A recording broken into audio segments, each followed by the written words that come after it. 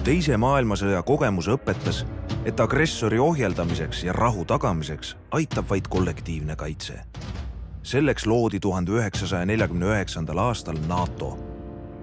Kui Eesti Vabariik 1991. aastal taastati, võis Eesti NATOsse pääsemisest vaid unistada. Mina, Eesti Vabariigi kaitsejõudude ohvitser teatan.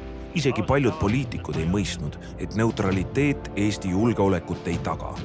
Õnneks leidus rohkem neid, kes sellest aru said ja NATOsse pääsu utoopiliseks ei pidanud.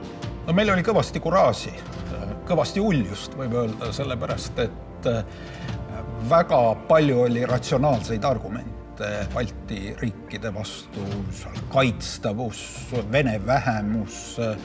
See taktika, mida me kasutasime, oli võtta kõik need vastuargumendid ja sammhaaval nad kõik ümber lükata.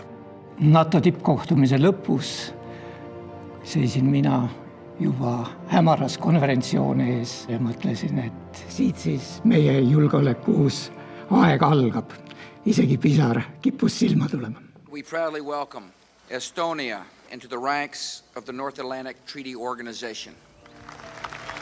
Eesti andis 5 sorti lubadusi. Esiteks lubadus olla tugev õigusriik, et toimiks demokraatlik kontroll kaitsejõudude üle.